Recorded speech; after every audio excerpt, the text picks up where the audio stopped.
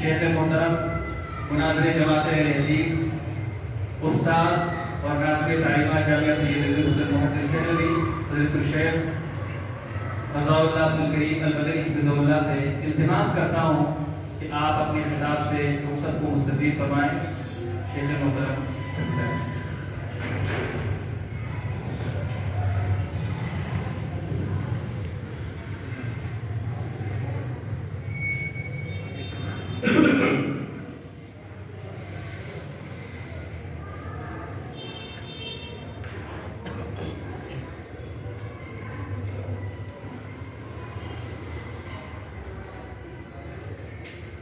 الحمدللہ والصلاة والسلام علی رسول اللہ وعلى آلہ واصحابہ ومن والاه.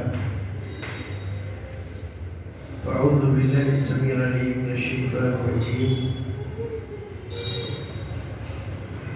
واذکرونی اذکرکم واشکروا لی ولا تکفرون.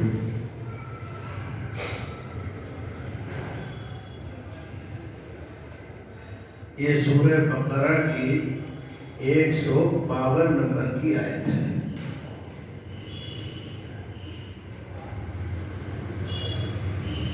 اور اس آیت کریمہ میں 3 باتیں اللہ رب العزت نے بیان فرمائی ہیں. اور یہ تینوں باتیں ایسی ہیں کہ ہماری زندگی دنیا کی ہو یا آخرت کی،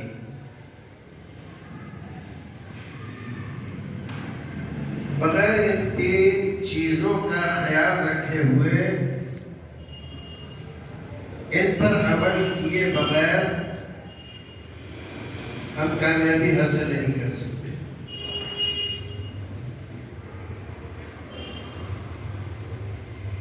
آج مسلمان جن حالات سے دوچار ہے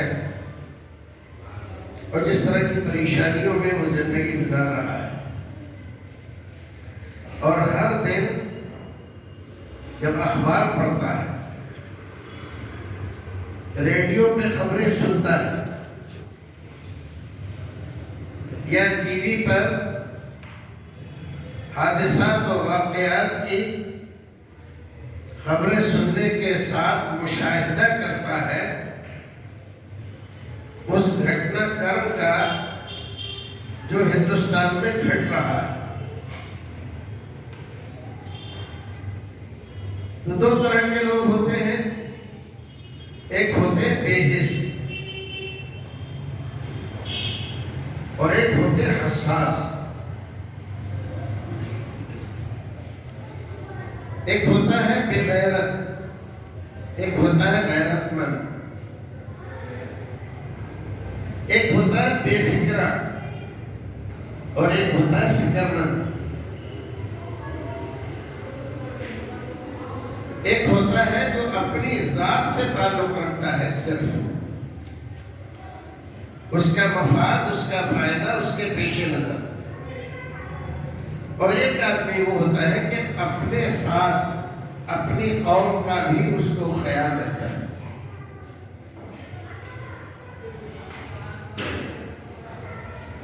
تو یہ جو 2 قسم کے لوگ ہیں، ان 2 قسم کے لوگوں میں زندگی گزارنے کا طریقہ الگ ہے، رہنے سہنے کا، بات کہنے کا، سب کچھ الگ ہے، بدلا ہوا ہے.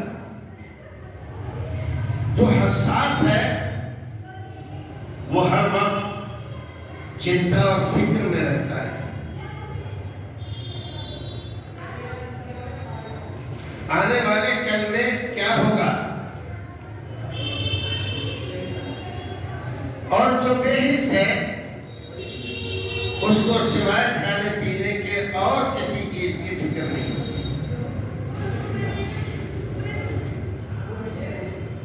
بے حس آدمی سماج کا غیر ذمہ دار آدمی ہوتا ہے اور حساس آدمی سماج کا سب سے زیادہ ذمہ دار آدمی. بے غیرتی آدمی کو انسانیت سے نکال کر حیوانیت میں داخل کر دیتی ہے.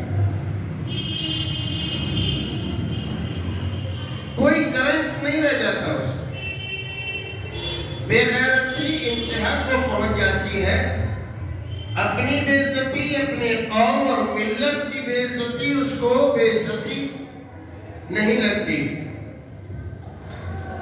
بے فکر آدمی لاواری پن سے زندگی گزارتا ہے، کسی چیز کی پرواہ نہیں کرتا، کھانا پینا ہی اس کا کل مدار زندگی ہے، متاع زندگی ہے، اس کے آگے پیچھے کچھ نہیں۔ قرآن نے ہمیں بتایا وَلْتَنْظُرْ نَفْسٌ مَا قَدَّمَتْ لِغَدٍ۔ ایک مسلمان کو اس انداز سے زندگی گزارنا چاہیے کہ لازمی طور پر کل کیا ہوگا، کل کیسے گزرے گا، کل کیا کروں گا، کل جو آنے والی پریشانی اور مصیبت ہے اس کے لیے کیا کروں، وہ آج سے غور فکر کرتا ہے، چنتا کرتا ہے، لاہے عمل بناتا ہے اور اپنی زندگی اور اپنی قوم کی زندگی کو بچانے کے لیے فکر مند رہتا ہے۔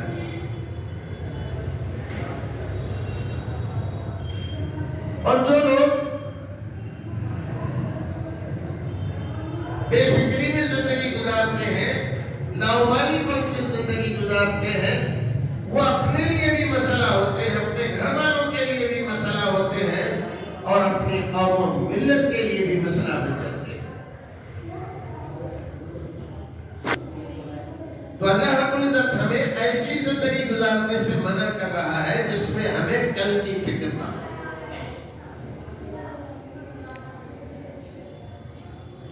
حضرت مولانا منظور احمد صاحب نے جو کچھ بھی حضرت شیخ الکل فی الکل میاں محمد سید نذیر حسین محدث دہلوی رحمۃ اللہ علیہ کے تعلق سے جو کچھ بھی بتلایا، کیا آپ کو نہیں لگا کہ یہ ذات گرامی ہر وقت کل کی فکر میں رہی، اپنی چنتا کرتے تو دلی میں اپنا مکان بناتے، ایک دو دن نہیں رہے،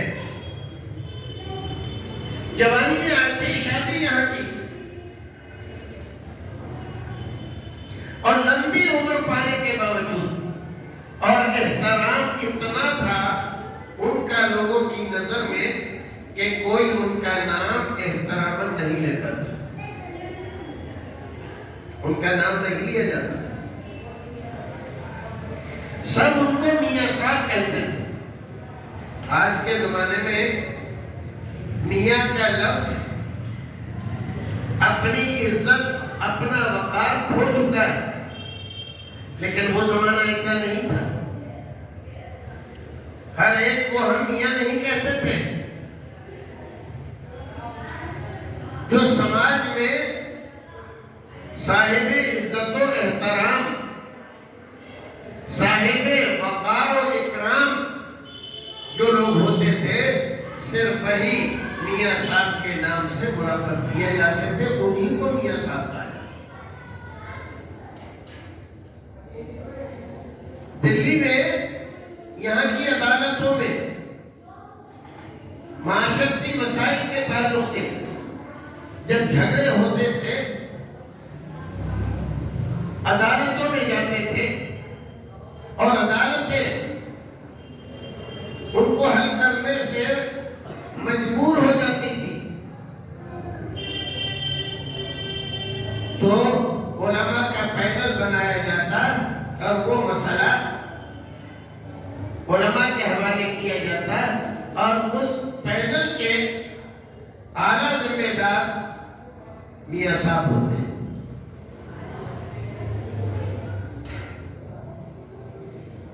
تھا کیا؟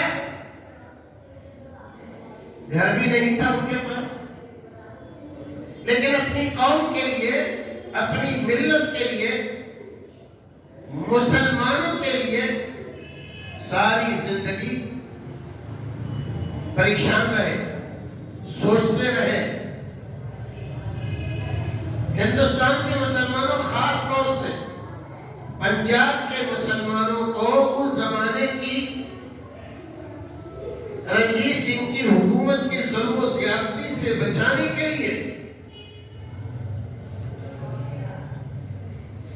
شہیدین نے تحریک برپا کی سرحد پر، اس کو کمک پہنچانے کے لیے پورے ہندوستان میں گماشتے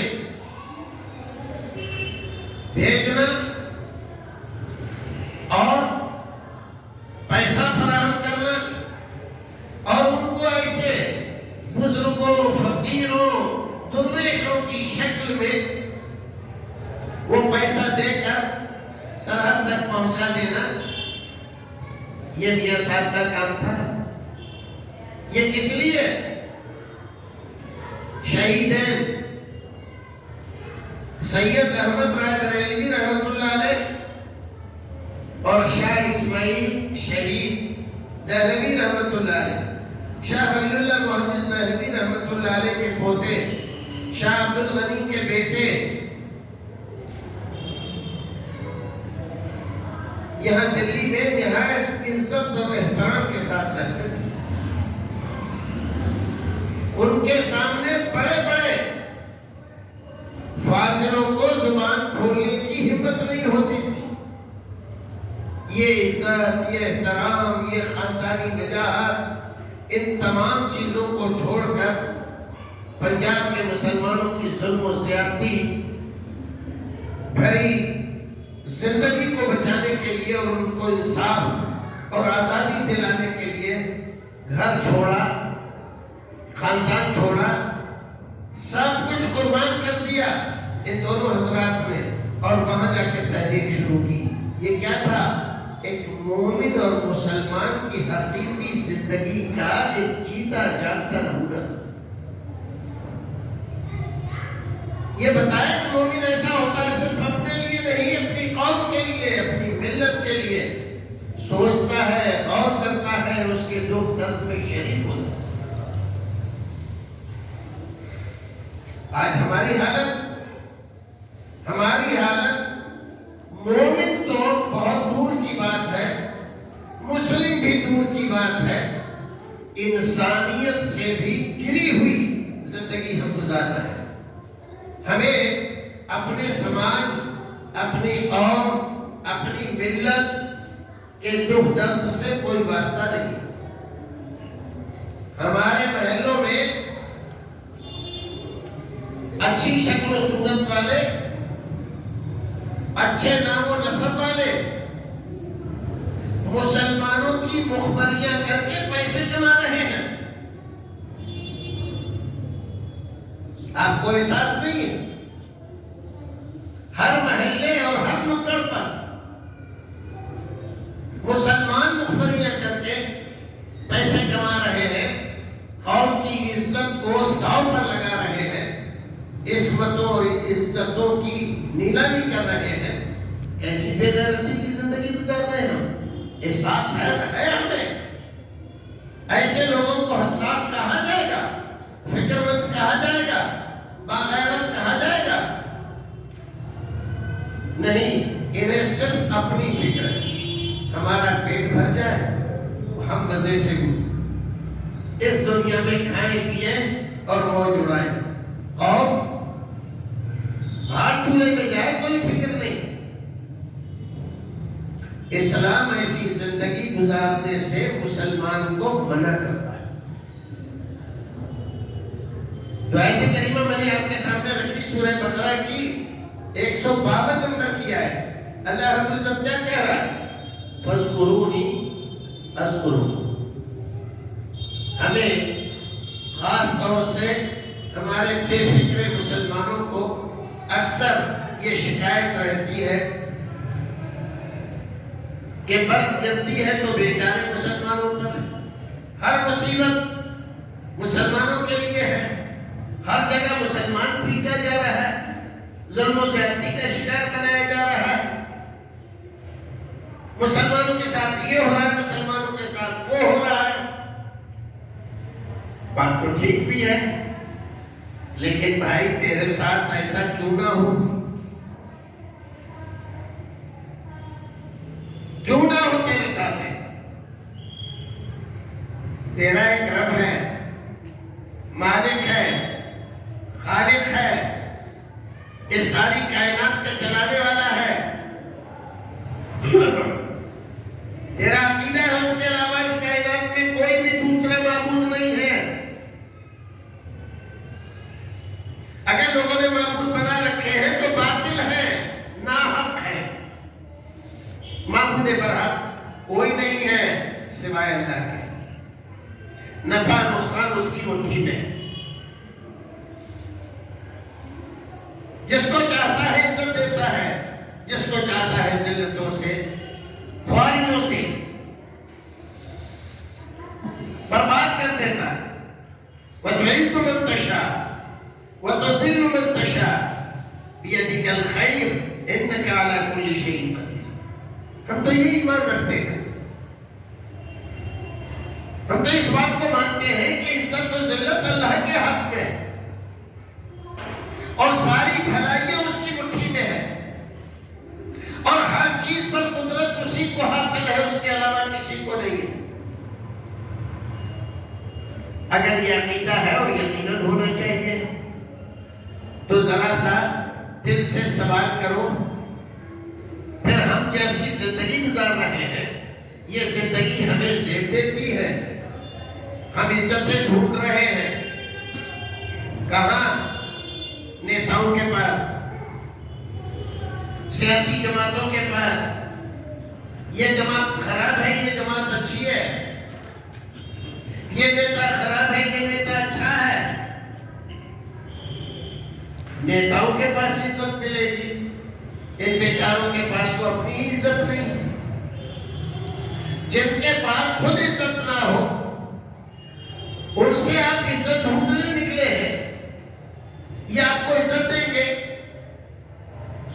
جس کی جھولی خود خالی ہے وہ آپ کا دامن کیا بھرے گا؟ وہ خیشتن کو مشکرہ رہبری کنن جو خود ہی بھٹکا ہوا ہے وہ آپ کو راستہ بتائے گا، جو سو رہا ہے وہ آپ کو جگائے گا. انما العزت للہ ولرسولہ وللمؤمنین. عزت اللہ کے لیے ہے، اس کے رسول کے لیے ہے اور مومنین کے لیے ہے. عزت تو یہاں ہے اللہ کے پاس، رسول کی تعلیمات میں، مسلمانوں کی اجتماعیت میں. یہاں پر عزت ڈھونڈو نا جہاں پر عزت ملے گی. جہاں تمہاری عزت ہو گئی ہے وہاں ڈھونڈو. کوئی کہیں ہم ڈھونڈ کہیں رہے ہو تو تمہیں کہاں مل جائے گی؟ اللہ رب العزت کہہ رہا ہے تمہارے سارے مسائل کا حل کیا ہے، ساری پریشانیوں کا حل کیا ہے؟ حل یہ ہے کہ مجھے یاد کرو. کیا حل ہے؟ اللہ کی یاد. جب تم مجھے یاد کرو گے اذکرکم تو میں تمہیں یاد رکھوں گا. اب ساری کائنات اس کے ہاتھ میں ہے، اس کی مٹھی میں ہے. نفع نقصان کا مالک وہ ہے. حکومتیں، عزتیں، سیادتیں، قیادتیں سب اس کے ہاتھ میں ہے اور ہم اس کو بھولے ہوئے، ہم اس کو یاد نہیں کرتے. دن میں 5 بار ہمارے رسول کے ذریعے اس نے ہمیں بتلایا کہ 5 بار آؤ میرے دربار میں حاضری لگاؤ. یہ مجھ کو یاد کرنے کا سب سے اچھا ذریعہ ہے. اگر تم مجھے یاد رکھو گے تو میں تمہیں یاد رکھوں گا اور تم اگر مجھے بھلا دو گے تو مجھے کیا پڑی ہے تمہیں یاد رکھنے کی؟ تو جو کچھ بھی ہمارے ساتھ ہو رہا ہے، گھٹ رہا ہے، اس لیے ہو رہا ہے کہ ہمارے رب نے ہمیں چھوڑ دیا. آپ یہاں دنیا میں دیکھو، ایک آدمی ہے کسی علاقے کا بڑا آدمی، آپ کے ساتھ کوئی ظلم و زیادتی ہو رہی ہے اور آپ اس کے پاس اکثر آتے جاتے رہتے ہیں، آپ کے تعلق تعلقات بہتر ہے اس سے. آپ کو جب پریشانی ہوئی تو آپ نے اس سے ذکر کیا کہ مجھے ایسی ایسی پریشانی ہو رہی ہے فلاں کی طرف سے. اس نے کہا اچھا جاؤ نہیں ہوگی. اس نے اپنا ایک گوجا بھیجا اور اس کو جا کے کہہ دیا فلاں صاحب ہمارے آدمی ہیں, خیریت نہیں ہے تمہاری, اگر تم نے ترچھی آنکھ سے ان کی طرف دیکھا. پھر کوئی آدمی دیکھتا ہے ان کو ستاتا ہے, کوئی پریشان کرتا ہے, نہیں کرتا. کیوں؟ اس لیے کہ وہ جانتا ہے کہ فلاں صاحب کا تعلق فلاں صاحب سے ہے, ان کے خاص آدمی ہیں. اور یہ ساری کائنات اللہ رب العزت کی ہے, اس کی مٹھی میں ہے, نفع نقصان کا وہ مالک ہے, اور ہم نے اپنے تعلقات اس سے خراب کر رکھے ہیں. اب ہم نے مصیبت آتی ہے تو ہم کیا کرتے ہیں؟ کہیں ادھر جاتے ہیں, کہیں ادھر جاتے ہیں, کبھی اس پارٹی کو, کبھی اس پارٹی کو, کبھی اس نیتا کو, کبھی اس نیتا کو, کبھی تھانے میں, کہیں پولیس میں, کہیں کسی جگہ, کہیں کسی جگہ. کچھ ہوتا ہے ہمارا؟ کچھ بھی نہیں ہوتا. آئے دن اور پریشانیاں بڑھتی رہتی ہیں. بڑھتی کس لیے رہتی ہے کہ جو پریشانیاں دور کر سکتا تھا اس کے یہاں پریشانی میں نہیں گئے. جو آپ کی مصیبتوں کو حل کر سکتا تھا اس کے پاس آپ نہیں گئے, جبکہ وہ کہہ رہا اَمَّنْ يُجِيبُ الْمُضْطَرَّ إِذَا دَعَاهُ وَيَكْشِفُ السُّوءَ. میرے علاوہ کون ہے جو کسی کی مصیبت میں کام آئے اور اس کی پریشانی حل کر دے؟ کون ہے میرے علاوہ؟ وہ پوچھ رہا ہے. تمہارے ذہن میں ہے کوئی جو بتا سکو کہ ہاں فلاں ہے؟ یہ آیت کریمہ اللہ کے رسول پر اتری تھی اور اس زمانے کی اکثریت کافر تھی, مشرک تھی, ہزاروں مشکل کشا اور حاجت روا کو ماننے والی تھی. اللہ رب العزت نے جب یہ سوال کیا تو کسی مشرک کو یہ جرأت نہیں ہوئی, کسی کافر کو یہ جرأت نہیں ہوئی کہ یہ کہہ دے کہ فلاں مشکل کشا ہے اور حاجت روا. سوال اللہ کی طرف سے تھا, میرے علاوہ کون ہے حاجت روا, مشکل کشا؟ آج تو ہم نے بہت سارے بنا رکھے, گلی گلی, کوچے کوچے, نگر نگر, زندوں کو, مردوں کو حاجت روا, مشکل کشا بنائے ہوئے ہیں. اور ان لوگوں کو حاجت روا سمجھتے ہیں, مشکل کشا سمجھتے ہیں جو اپنی مشکل حل نہیں کر سکتے. ان پر مشکل آئی تو اپنی مشکل ہٹا نہیں سکے. ان کے خاندان میں آئی تو خاندان کے لوگوں کو بچا نہیں سکے. کسی کو زہر دے دیا گیا اور کسی کو بھوکا پیاسا شہید کر دیا گیا, اور خود ایک ظالم کی چھری خنجر سے زخمی ہو کر اللہ کو پیارے ہو گئے. ہم ان کو مانتے ہیں وہ مشکل کشا ہے. مشکل کشا اگر اپنی مشکل دور نہ کر سکے, اپنی پریشانی دور نہ کر سکے, اپنے بیٹے کی پریشانی دور نہ کر سکے تو ایسی ذات مشکل کشا کہلانے کے لائق ہے. لیکن ہم یہی کر رہے ہیں.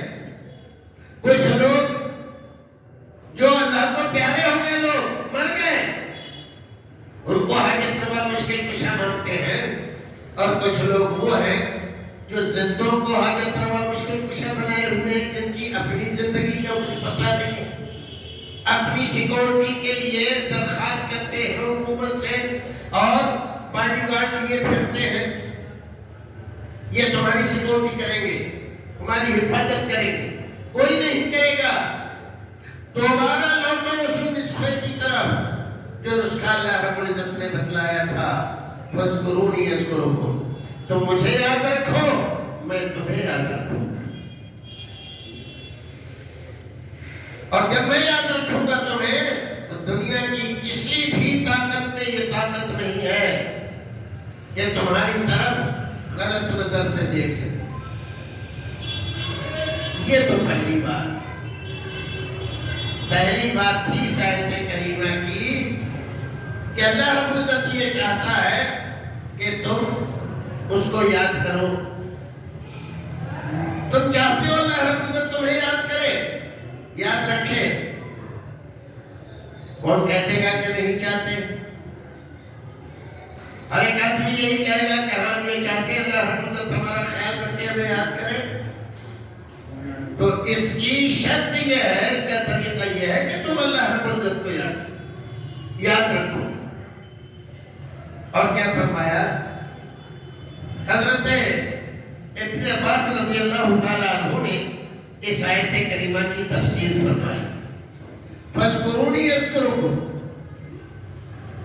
کہا مجھے یاد رکھو۔ تسبیح اور تحلیل سے، ذکر و فکر سے، نماز اور عبادت سے، اذکرکم بالمعونہ، تو میں تمہیں یاد رکھوں گا مدد اور نصرت سے۔ تم میری حمد و ثنا کرو، مجھے مانو، میں تمہاری مدد کے لیے ہر وقت تیار ہوں۔ جب اللہ رب العزت مدد کے لیے آ جائے تو دنیا کی کوئی طاقت ہے جو کسی آدمی کو جس کی مدد پر اللہ آ گیا ہے تکلیف پہنچا سکے؟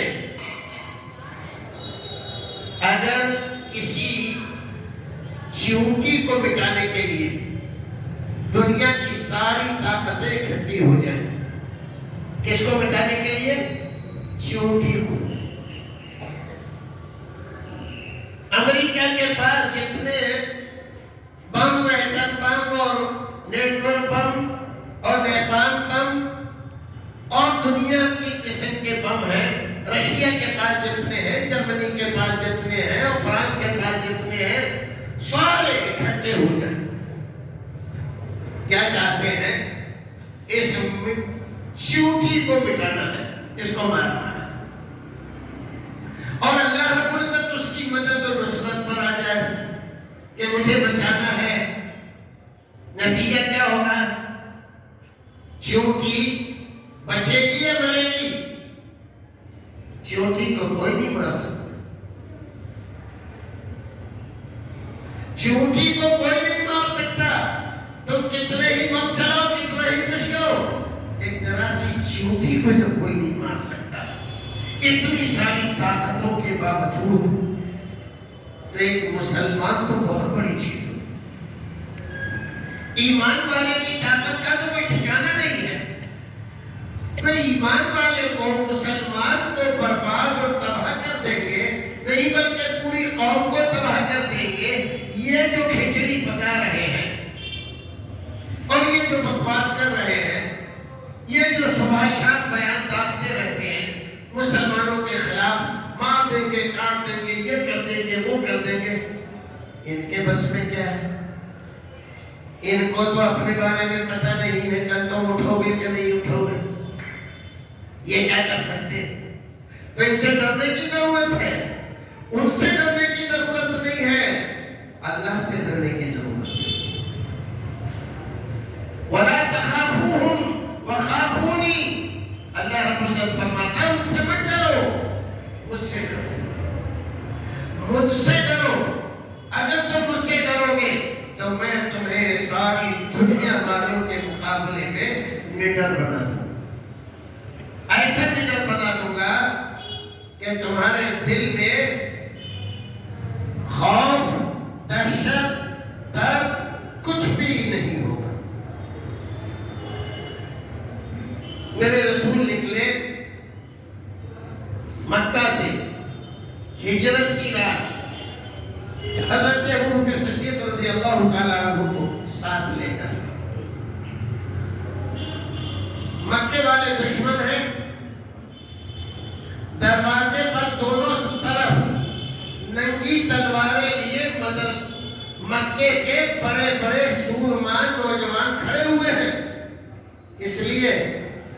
اس لیے کھڑے ہوئے ہیں کہ جیسے ہی صبح نماز کے لیے یہ نکلیں گے گھر سے، ویسے ہی سارے لوگ ایک ساتھ تلوار مار کے ان کو ختم کر دیں۔ پلاننگ بڑی پکی تھی، پلاننگ پکی تھی، اور پورے جوش اور جذبے کے ساتھ تلواریں ننگی کیے ہوئے کھڑے ہوئے ہیں، انتظار کر رہے ہیں۔ اور اللہ رب العزت نے اپنے نبی کو نکالا، اور نبی محترم نے زمین سے مٹی اٹھا کر ان کے اوپر رکھتے ہوئے کلام اللہ پڑھتے ہوئے نکل گئے۔ جب آپ نکل گئے دور، تب ان کو ہوش آیا، آج یہ تو کافی تڑکے نکلتے ہیں صبح بھور میں، ابھی تک نکلے کیوں نہیں؟ صبر نہیں ہوا، مکان میں گھس گئے۔ حضرت علی رضی اللہ تعالیٰ عنہ آپ کی چادر اوڑے ہوئے لیٹے ہوئے ہیں، چادر ہٹائی یہ سوچ کر کہ محمد سوتے ہیں صلی اللہ علیہ وسلم، لیکن سو کون رہا ہے؟ علی۔ ارے پوچھا تمہارے صاحب کہاں ہے؟ محمد کہاں ہے؟ کہا مجھ سے پوچھ رہے ہو؟ ارے دروازے پہ تم کھڑے ہوئے تھے، تمہیں معلوم ہوگا، میں تو سو رہا ہوں، مجھے کیا معلوم کہاں؟ بہت زیادہ جذبیت ہوئے، بہت زیادہ شرمندہ ہوئے، نکلے، بہت زیادہ غصے میں برائے ہوئے، اور جا کر لوگوں کو بتلایا، وہ تو چلے گئے پتہ نہیں کہاں۔ حضرت ابوبکر صدیق کے یہاں کچھ لوگ ہیں، پتہ چلا وہ بھی نہیں ہیں، اندازہ ہو گیا دونوں نکل گئے۔ جلدی سے میٹنگ ہوئی، اعلان کیا گیا جو بھی ان دونوں کو یا دونوں میں سے ایک کو زندہ یا مردہ گرفتار کر کے لائے گا، ایک کے بدلے میں 100 اونٹ انعام میں دیے جائیں گے اس کو۔ آپ اندازہ لگا سکتے ہیں اس زمانے میں 100 اونٹ کی قیمت کیا ہوتی ہے، اور 100 اونٹ کا انعام کتنا بڑا انعام ہے۔ ہر ایک آدمی 100 اونٹ کے لالچ میں یہاں وہاں دائیں بائیں اپنی عقل لڑا کے کدھر گئے ہوں گے، ڈھونڈنے کے لیے نکل پڑا۔ اس زمانے میں بڑے بڑے لوگ تھے، قیافہ شناس، اور پیروں کے نشان سے آدمی کا پتہ لگانے والے، ان پیروں کے نشان کی نشاندہی کرتے کرتے اس غار تک پہنچ گئے، غار ثور تک۔ اس کے اوپر کھڑے ہوئے ہیں، اور رسول اکرم صلی اللہ علیہ وسلم و حضرت ابوبکر صدیق اس کے اندر، آپ لیٹے ہوئے ہیں، اور آپ کا سر حضرت ابوبکر صدیق کے دانوں پہ رکھا ہوا ہے۔ آنکھ سے آنسو نکلا، رسول اکرم بیدار ہوئے، کیا بات ہے؟ کہا اللہ کے رسول مجھے اپنی جان کی کوئی پرواہ نہیں، اگر پرواہ ہے، اندیشہ ہے، خطرہ ہے، غم ہے، رنج ہے، تو اس بات کا کہ اگر آپ پکڑ لیے گئے تو یہ آپ کو زندہ نہیں چھوڑے۔ رسول اکرم صلی اللہ علیہ وسلم نے کیا فرمایا؟ لا تحزن ان اللہ معنا۔ ابو بکر غم کر رہے ہو، رنجیدہ ہو رہے ہو، پریشان ہو رہے ہو، پریشان ہونے کی کوئی ضرورت نہیں ہے، اللہ ہمارے ساتھ۔ یہ یقین، یہ توکل، یہ بھروسہ، آپ اندازہ لگائیے، یہ توکل، یہ بھروسہ، یہ ایمان، یہ یقین، یہ عرفان کہاں گیا؟ آج کھو گیا ہے ہم سے، اس کو ڈھونڈتے پھر رہے ہیں ہم۔ اللہ رب العزت کو یہ ادا رسول اکرم کی اتنی پسند آئی کہ قرآن شریف میں ہمیشہ کے لیے ان الفاظ کو یادگار بنا دیا. وَثَانِي اثْنَيْنِ إِذْ هُمَا فِي الْغَارِ إِذْ يَقُولُ لِصَاحِبِهِ لَا تَحْزَنْ إِنَّ اللَّهَ مَعَنَا. وَثَانِي اثْنَيْنِ، اور وہ دو، اور دو میں کا ایک. اِذْ هُمَا فِي الْغَارِ، جب وہ دونوں غار میں تھے. اِذْ يَقُولُ لِصَاحِبِهِ، اور وہ ایک اپنے صحابی سے کہہ رہا تھا. کس سے کہہ رہا تھا؟ اپنے ساتھی سے، اپنے صحابی سے. اِذْ يَقُولُ لِصَاحِبِهِ لَا تَحْزَنْ، رنج نہ کرو، غم نہ کرو، اِنَّ اللَّهَ مَعَنَا، اللہ ہمارے ساتھ ہے. جب اللہ ہمارے ساتھ ہے تو ہمیں کسی کی پرواہ نہیں ہے، کوئی ہمارا کچھ نہیں بگاڑ سکتا. اللہ رب العزت کو بھی جب بندہ یقین، توکل اور بھروسہ کرتا ہے نا، تو اس کو بھی اس کے بھروسے اور توکل کی لاج رکھنا بہت پسند آتا، بہت پسند آتا. اس قرآن میں ہمیشہ کے لیے سخت فرما دیے یہ الفاظ. اللہ اگر ہمارے ساتھ ہے تو ہمیں کس بات کا ڈر ہے؟ کیا ہوا؟ وہی اس غار کے اوپر کھڑے ہوئے ہیں. کوئی آدمی نیچے اتر کر غار میں نہیں دیکھتا. اللہ رب العزت نے آنکھوں پہ پردہ ڈال دیا. کسی کی عقل نے کام نہیں کیا اور دونوں اسی میں رہے. اور پھر بحفاظت اللہ رب العزت نے یہاں سے مدینہ پہنچا دیا. اتنی دشوار سختی والی زندگی، خوف اور دہشت والی زندگی، آپ آسان سمجھ رہے ہیں اس کو؟ ہم تو اس طرح کے حالات سے دوچار نہیں ہیں نا. ہیں ہمارے آس پاس کے بھی چلنے پھرنے میں، سفر کرنے میں ہمیں بھی اندیشے لاحق ہوتے ہیں. لیکن ایسے تو نہیں کہ ساری بستی ہماری دشمن ہو کر ہمیں ڈھونڈ رہی ہے. جہاں ملیں گے قتل کر دیے جائیں گے اور بڑے بڑے انعام ہمارے لیے رکھے جائیں گے. ایسا تو نہیں ہے الحمدللہ. پھر ہم اپنے رب سے اپنے تعلقات کو خراب کیے، اپنے بچوں کو، اپنے گھر کے لوگوں کو، اپنے رشتہ داروں کو کیوں نہیں ہم مسجد لاتے؟ مسجد لانے کے لیے، مسجد آنے کے لیے کیوں نہیں ان سے کہتے؟ اللہ تعالیٰ سے اپنے تعلقات درست کیوں نہیں کرتے؟ اگر ہم کر لیں تو ہمیں کوئی خوف نہیں ہوگا. جیسے رسول اکرم نے دکھایا، ہمارے ساتھ اللہ ہے، اور جب ہمارے ساتھ اللہ ہے تو ہمیں کسی کی کوئی پرواہ نہیں. تو بھائیو عزیزو، فاذکرونی اذکرکم واشکروا لی، اور میرا شکریہ ادا کرتے رہو. جو نعمتیں میں نے تمہیں دی ہیں، جن احسانات سے تم کو سرفراز کیا ہے، نوازا ہے، ان کا شکریہ ادا کرتے رہو. شکریہ ادا کرو گے تو بھلائی میں رہو.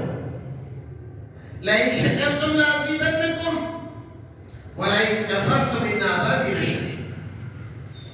اگر ہماری دی ہوئی نعمتوں کا شکریہ ادا کرو گے، ہماری نعمتوں کے شکریہ بجا لاؤ گے، لازیدنکم، تو ہم اور نعمتوں سے اور دیں گے. تو اللہ کو یاد کرنے سے اور نعمتوں کے شکریہ ادا کرنے سے نعمتیں کم نہیں ہوتی، بڑھتی ہیں. کم ہوتی ہیں، کم ہوتی ہے جب کفران نعمت کرتا ہے بندہ. کفران نعمت کرتا ہے تو اللہ رب العزت اپنی رحمتیں سمیٹ لیتا ہے اور پھر بندے کی زندگی اجیرن ہو جاتی ہے. ابھی دیکھیے یہ دو جھٹکے اللہ رب العزت العزت نے ایک ذرا سے ایسے وائرس سے لگوائے جو ہماری آنکھوں سے دکھائی نہیں دیتا، آنکھوں سے دکھائی نہیں دیتا، ایسا دشمن آبادیوں میں بھیج دیا، لوگ ڈر کے مارے خوف زدہ ہو کر گھروں میں چھپ کر بیٹھ گئے۔ جو لوگ عورتوں کا پردہ کرنے پر اعتراض کرتے تھے، ڈاٹا لگانے پر اعتراض کرتے تھے، خود ڈاٹا لگائے پھر رہے، دکانیں بند کرا دی، کاروبار بند کرا دیے، سب کچھ بند کرا دیا۔ ذرا سا جھٹکا کس چیز کا؟ کوئی فرشتے نہیں بھیجے جن کے بارے میں ہمیں یہ یقین ہے کہ بڑے طاقتور ہوتے ہیں، نہیں، ایک معمولی سا جرثومہ جو ہماری آنکھوں سے بھی دکھائی نہیں دیتا، وہ بھیج دیا۔ امریکہ بھی تھر تھر کانپ رہا ہے اور رشیا بھی تھر تھر کانپ رہا ہے، فرانس بھی کانپ رہا ہے، جو اللہ کو گالیاں دیتے تھے ان کی بھی ایسی تیسی ہو رہی، منہ نہیں کھل رہا ہے، کسی نے کچھ کر لیا، کوئی نہیں کچھ کر سکا۔ اب بھی ڈر اور خوف لگا ہوا ہے تیسری لہر نہ آ جائے۔ اللہ سے ڈرو، اللہ سے۔ جب وہ کسی کو سزا دینے پر آتا ہے تو کہیں سے فوجی نہیں بھیجتا، ایک ذرا سے اپنے لشکری کو بھیج دیتا، یہ اس کا ذرا سا سپاہی ہے جس کو تم کرونا کہتے، اس کا معمولی سا لشکری ایک بھیج دیا ہے اس نے، اور ساری آبادیاں سہمی ہوئی ہیں، پریشان ہیں، کاروبار ٹھپ ہو گئے، صحتیں خراب ہو گئی، لوگ سوچنے سمجھنے کی صلاحیت سے محروم ہو گئے، دوائیں بیکار ہو گئی، اور جس آدمی کو بڑا غرور تھا اپنی صحت و توانائی پر، رات کو جھٹکا لگا اور صبح کو شمشان پہنچ گیا۔ لکڑیاں کم پڑ گئی، جلانے والے کم پڑ گئے، اٹھانے والے کم پڑ گئے، لوگ شمشان گھاٹ نہ جا کر دریاؤں کے کنارے ریت میں ایسے ہی تھوڑی سی ریت ہٹا کر وہاں دبا کر چلے آئے، لاشیں تیرتی پھر رہی ہیں پانی میں۔ اللہ رب العزت سے ڈرو، وہ بہت طاقتور ہے، اس کی طاقت کا مقابلہ کوئی نہیں کر سکتا۔ وَاشْكُرُونِي، میرا شکریہ ادا کرو، میں نے جو نعمتیں دی ہیں ان کا شکریہ ادا کرو۔ کان دیے ہیں تو ان کانوں سے میرا کلام سنو، زبان دی ہے تو میرا ذکر کرو، آنکھیں دی ہیں تو میرا کلام پڑھو، دل دیا ہے تو اچھا سوچو، پیر دیے ہیں تو نیک مجلسوں میں جاؤ، مسجدوں میں جاؤ، ہاتھ دیے ہیں برائی سے بچو اور نیکی کے کام میں لگو، ورنہ لئن شکرتم لأزیدنکم ولئن کفرتم ان عذابی لشدید، اور اگر تم نے کفران نعمت کیا، میری نعمتوں کے شکریہ ادا نہیں کیا، تو میرا عذاب بہت سخت ہے۔ کتنا سخت ہے؟ وہ سختی کیسے آئے گی، کس طرح آئے گی، کوئی نہیں جانتا۔ ایسا سخت ہے کہ تمہیں احساس نہیں ہوگا اور زندگی کا لطف جاتا رہے، زندگی اجیرن ہو جائے گی، زندگی سے اوب جاؤ گے، زندگی بوجھ لگنے لگے گی۔ ان عذابی لشدید، تو پہلے اللہ رب العزت نے کیا حکم دیا؟ مجھے یاد رکھو۔ پھر دوسری بات، میری نعمتوں کا شکریہ ادا کرو، اور